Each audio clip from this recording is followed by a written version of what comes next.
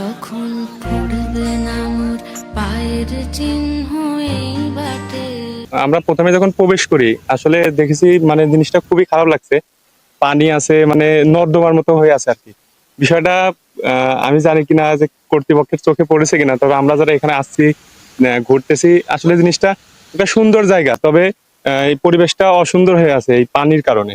কুটিবাড়ি মনে করেন ঢুকলাম, ঢুকে যেসব মাঠ এখানে পানি জমানো, তারপরে ঢুকতে এই যে আরেকটা হচ্ছে এই জায়গা মনে করেন অনুষ্ঠান হয় এই সাইড দিয়ে, এই জায়গায় পানি জমানো, তারপরে এদিক যে ঘুরবে ঘুরে দিয়ে সব জায়গাতে পানি জমানো, ঠিক আছে। এইগুলা ঘুরে মনে করেন যারা ঘুরতে আসে তারা মনে করেন এখানে এসে তো একটা ছবি তুলবে, পানির জন্য ছবি তুলতে পারছে না।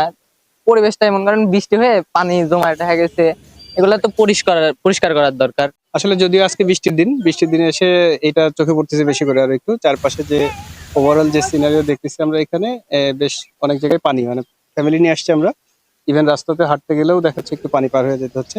এইটা একটা চ্যালেঞ্জ আর কি। আমাদের এটা একটা ঐতিহাসিক জায়গা, তারপরেও আমার মনে হয় এটা একটু নিরসন হলে সবার জন্য ভালো হবে। চতুর্থ সাইডেই পানি, মানে যেখানেই একজন দর্শনার্থী যাবে একটু ঘুরবে কি ছবি উঠাবে, মনোরম পরিবেশে কিন্তু কোনো পরিস্থিতি নাই, সবকিছুই পানি দিয়ে ভরা, মানে বাইরে সেই লাইনটাও নাই। আদার সাইডে ওই পাশে কিছু সাঁকো ছিল, সাঁকোটা অফ করে দেওয়া হয়েছে। এবার এদিক দিয়ে পানি ওইদিকে যাবে, লাইন নেই একেবারে। আপনার পানিটা যদি কর্তৃপক্ষের ইয়েতে যদি আমল নিয়ে যদি পানিটা বের করা, যদি নদীতে দেওয়ার কোনো যদি লাইন থাকতো তাহলে খুশি হইতাম। রবীন্দ্রনাথ ঠাকুরের অনেক স্মৃতি বিজড়িত একটা জায়গা, অনেক দেশ বিদেশ থেকে অনেক দর্শনার্থীরা আসে, তারা আসলে একটা সমস্যা। এটা নিষ্কাশনের প্রয়োজনীয় ব্যবস্থা যথাযথ কর্তৃপক্ষের উদ্যোগ গ্রহণ করা উচিত।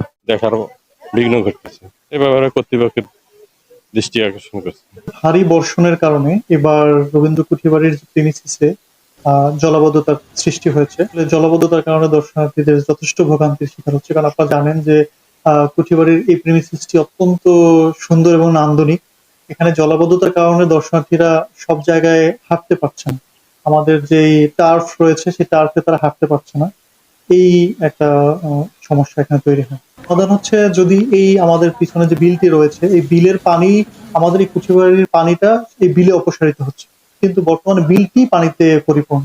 যদি বিলের পানি কোনোভাবে অপসারণ করা হয় তাহলে আসলে আমাদের এই জলাবদ্ধতা থাকবে না। আমি প্রশাসনের দৃষ্টি আকর্ষণ করতে পারি, যদি আসলে এই বিলের পানিটি অপসারণের উদ্যোগ নেওয়া হয় তাহলে কুঠিবাড়ি সহ আশেপাশে যারা রয়েছেন তারা ওই জলাবদ্ধতা থেকে মুক্তি পাবে।